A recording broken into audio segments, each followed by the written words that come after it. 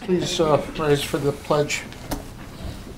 I pledge allegiance to the flag of the United States of America and to the republic for which it stands, one nation, under God, indivisible, with liberty and justice for all. Thank you. The roll call, please. Mr. Arcuri? Mr. Brodsky? Here. Mr. Coyne? Present. Mr. D'Elia? Here. Mark Ford? Here. Mitch Ford? Mr. Gaston? Here. Mr. Lewis? Mr. Smith? Here. Ms. Cesny? Dr. Wicks? Here. And Mr. Williams? I just made it. Thank you. You have in your packet the January 23rd minutes. Is there a motion to approve? Second? Aye. Any corrections, deletions, additions? Discussion. All those in favor? Aye. Anybody opposed? Thank you. You also have in your packet of item number 4, the quarterly investment statement for the third quarter ending December 31, 2011. Jim?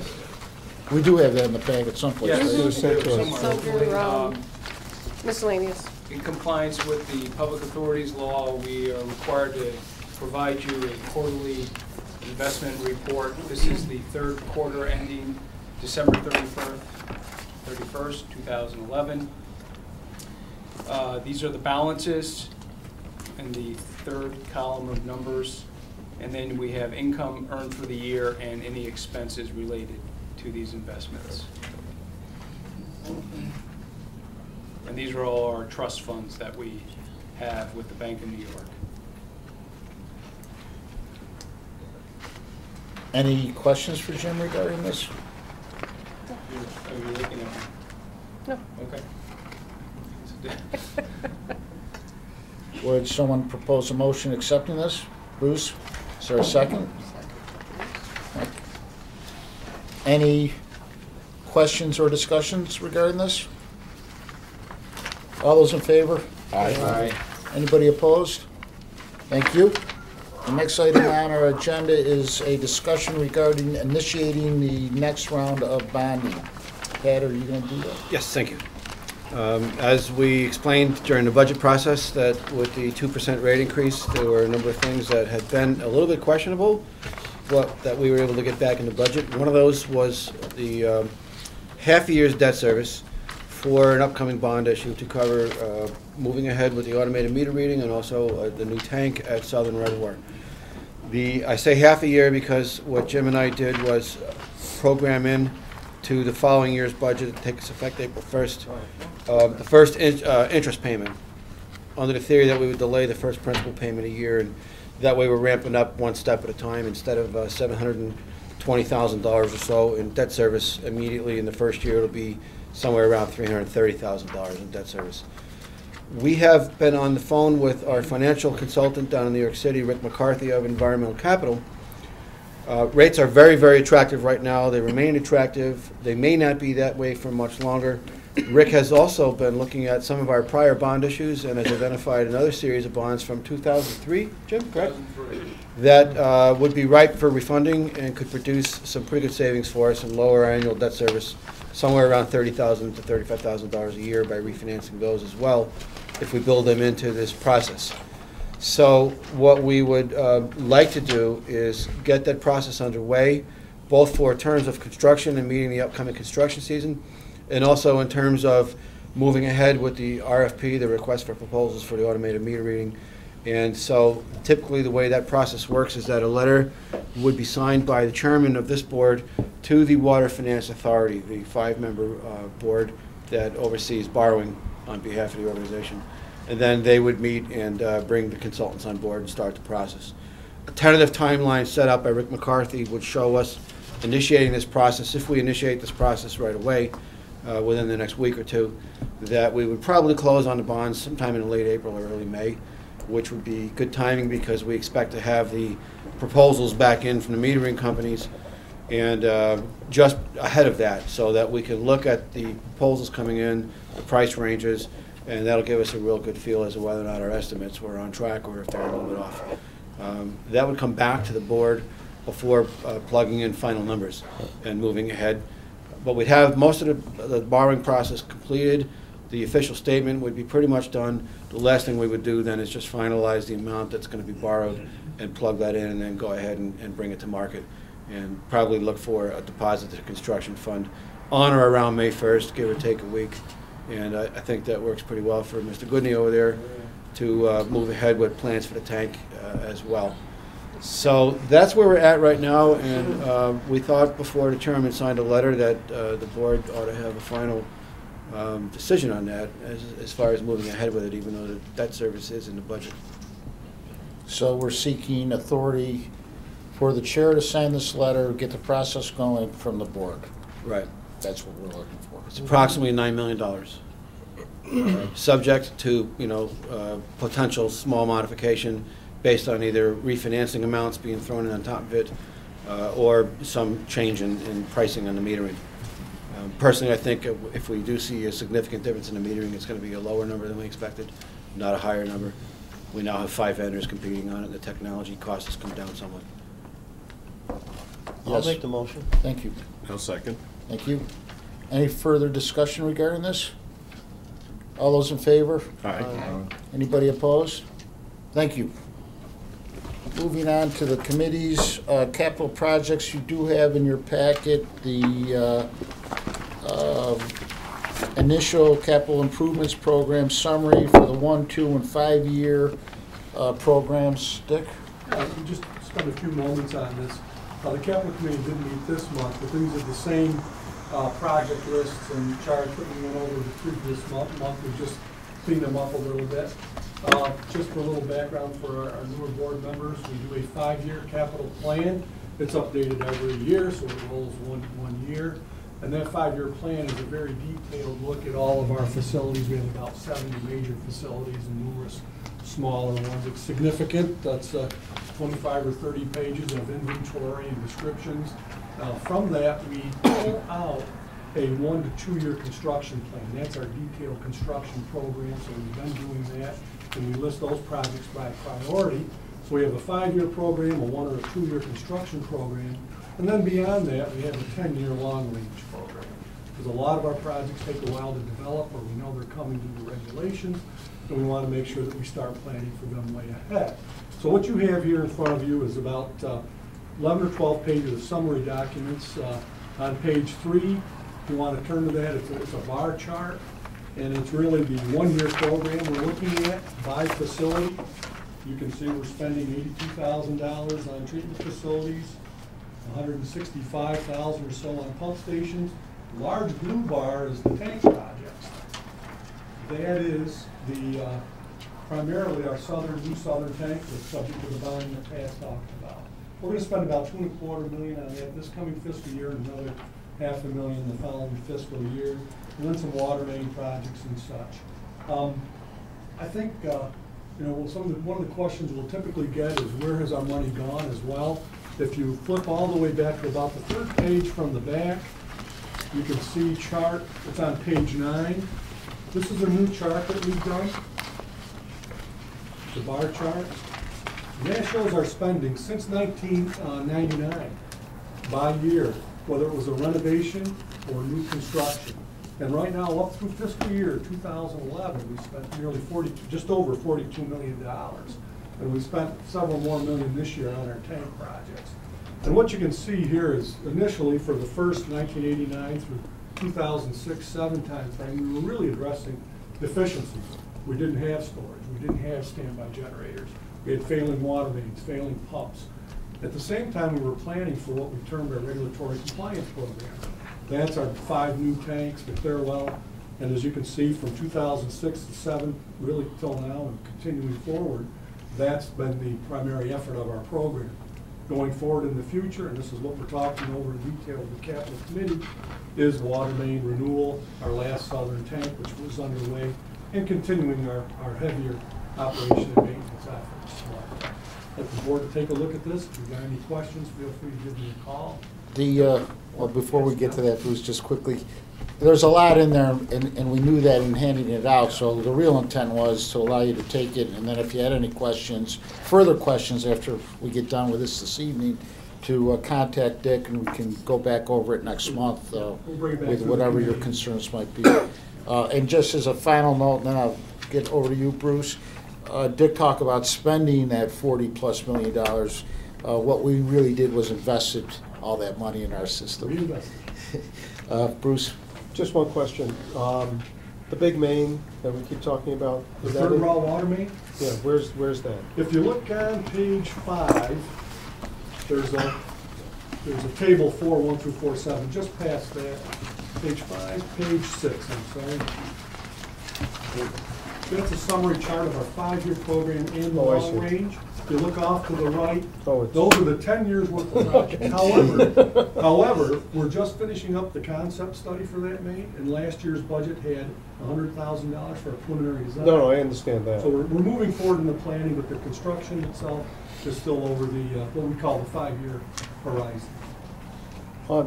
The only point I want to make is when you have an estimate, a feasibility, something related to that, immediately send a request to our two state legislators and our congressmen.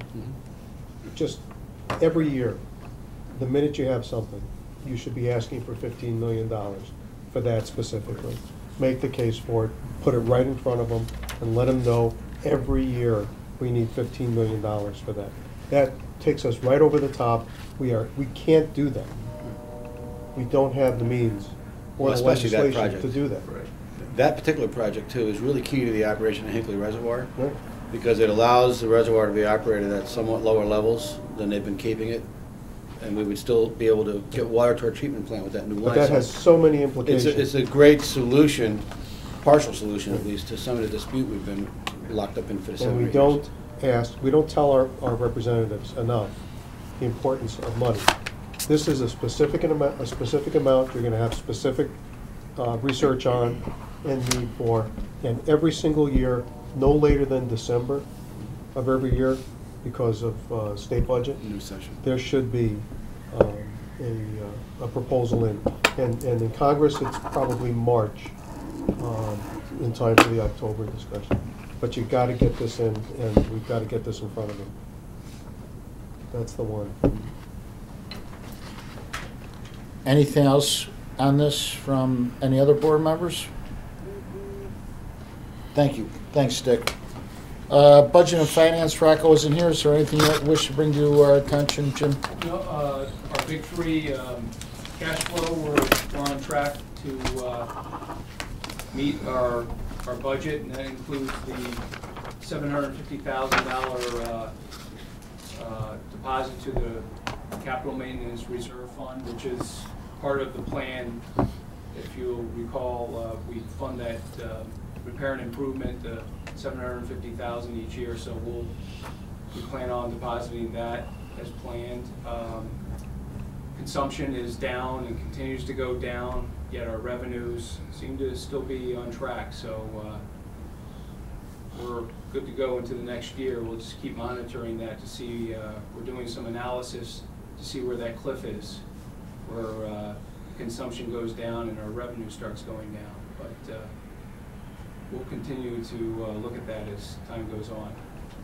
Yes, Bruce. Have we done any estimate on the psychiatric center closing and how that might impact us at all, if any? No, we haven't. Might want to just take a look at Oh, that. isn't that the room? Yeah, isn't that? No, Mohawk Valley Psych on Oh. High Street. They're gonna be, the likely scenario in the next several months is they're gonna close what's in the main buildings and Oh. perhaps move I see. Pinefield over. I thought Rome was losing something, but I didn't realize this was Yeah. also. So we should see what their numbers are and how that's gonna affect us. Good idea. Okay. Anything else for Jim? Thanks, Jim. We'll move right along to the executive director's report. Thank you. 2 quick things I'll go through. One is that after a very lengthy conference call that Jim and I and his accounting assistants did with Standard & Poor's back in December, they finally, or November, I can't remember, they worked through the holidays and came out with a new report re-rating bonds for us that they were carrying a rating on previously, our 2008 bonds, and they elected to upgrade us a notch. So we are now at a A+ rating, single A+ with Standard & Poor's. And Jim has written a media release on it that we were holding back for a day or two, but we're going to release it tomorrow. So as that goes out, we'll be sure to email that release to all of you so you have it as it's being released to the media as well. And Standard & Poor's write-up. I should have Yeah. passed it out here. I forgot. You can go to their website and see it. Yeah, you can do that too. So It's pretty good. it was a piece of good news for us, and we will be putting it out to the media tomorrow and hopefully give ourselves a little bit of breathing space in our next bonding. And it could be very likely that as we go bond again, it may mean that we won't have to bother going through the extra piece, which was always Jim and I and our consultants would meet with the bond insurers and get bond insurance, which would put it out as a AAA rated bond for the lowest possible interest rate. But right now, since rates are so low anyway, and an underlying rate of A+ from Standard & Poor's means that there probably wouldn't be a heck of a lot of difference in the interest rates with or without insurance. So it could save us a little bit of money this time out of the gate as well. Other thing I wanted to mention is that I've been involved in some meetings in the western side of Oneida County over the last few weeks. I was called by the city manager from Sherrill, who was speaking with a new county legislator out in the western part of the county. His name is Howard Regner. He's in the seat that was formerly held by Michael Hennessy, the county legislator out there. And Mr. Regner wanted to talk a little bit about some of the water problems that persist on the western side of the county, approached Bob Comas at the city of Sherrill and asked if we would be agreeable to discussions. Bob called me, and I certainly indicated I would. So we had several meetings out there now, and the party has grown larger. We have really all the entities and purveyors of water, which includes now us and Rome and Oneida, at the table to talk about some regional solutions, as well as the towns that are all on the user side of it. And what has come out of that was the idea that we would do a joint application to New York State under the program for local government efficiency grants to get a consolidation study, if the state will pay for the study. So we also decided that it would be best if the process was spearheaded by somebody a bit more neutral. And so the Mohawk Valley Economic Development District, MVEDD, headed by Greg Eisenhut, gladly came to the table and has, sort of been spearheading the effort at this point and coordinating it. And in conjunction with a firm that he works with on grant writing, they came back to us with a proposal to write this grant that's due by March 21st down at the Department of State. And there was a fee associated with that. With all the parties involved splitting that fee up is only $750 apiece. I signed off to hire the consultant to write the grant on behalf of us. But the key is that right now is that as the study moves forward, and we've agreed on a scope of parameters that we want studied by outside engineers to look at regional solutions. With enough parties at the table, the maximum amount of the grant to fund a study could be up to $200,000. What the state wants to see is 10% of local matching funds. So at that funding amount, the local match at $20,000 would also be split among the parties. And depending on whether we end up with 8 or 10 all signing on, and I believe it will be 10, then our share here of that match would be $2,000. At a maximum, it could be $2,500. So for $2,000 or so dollars, what we will get is a very good overview of the entire western part of the county, a review of all the needs, a review of all the regulatory hurdles for the suppliers, capital improvements that are needed, and then some proposal on some regional solutions. So everybody has agreed that they want to move forward. It's a real big breath of fresh air and cooperation between these municipalities. But the application also requires a resolution by each of the agencies that's signing on in support of the application itself. So just at the tail end of last week, after we mailed the board packets out, you'll see in the section of the resolutions what was emailed over to me from Greg Eisenhut as the draft language for the resolution. And essentially it's a one-pager. It simply endorses the concept that we would be requesting state funding for a study, and that there would be a local match, that we agree that we want to move forward with this study. But they do want to have the resolution from each of the agencies before the thing gets submitted in March. So that's where we're at right now, and if you have any questions, I'll be happy to take them. Otherwise, I would really appreciate if the board could see their way to allowing us to move forward with this process and do the study, and see if we can come up with some good ideas that hopefully will be coming out right about the time we're finishing up our court case up in Rome, and maybe clearing the deck towards the end of the year to start doing some things again. So, any Any- questions? I'll move the resolution. Second? Any questions or further discussion regarding this? One quick question. Yes. Any idea what the scope of this study might be, and then what would be its central piece? Or is it wide open? The scope of the study is essentially to look at the region starting from here, going west out to actually into a little bit of Madison County, including the city of Oneida, but also looking at Rome as a supplier and everywhere in between, Vernon, Verona, Charlotte, Westmoreland, Whitestown, Kirkland, for example, all the areas that need water and haven't been able to get it. And the scope of the study is to look at an assessment of all the needs in the area, critical needs, an assessment of economic development that's been stalled, projects, health concerns that can't be addressed because of the delays. What are they, where are they? And then secondly, what are all of the capital needs for people to meet their expected needs for water in the future? And in the case of some towns that are simply users of, say, water coming from the city of Oneida, what do they need in their transmission systems to get the water? But more importantly, what does the city of Oneida have to do if they're going to stay in business by themselves? What does the city of Rome have to do if they're going to stay in business by themselves? And then look at what happens to all those rate schedules if everybody's forced to move ahead with those improvements on their own and pay for it with their own communities, versus some regional collaboration and consolidation where potentially you could shut down certain portions of other systems and save a lot of money, and then have somewhat of a more consolidated rate. And what would that rate be compared to what it would be otherwise? So, you know, it's to look at the best use of water, the most effective way to move it around, and the lowest cost over the long term. So collaboration clearly would be the easiest, right? Because there are no restrictions on that, but consolidation, of course, could be problematic from a state perspective. Right. So that boundary, I'm sure, is well understood by all the players. Yes. Let me ask you a question. One of the things that we discussed probably a year ago now was if there was some collaboration and there was, say, for example, a central tank.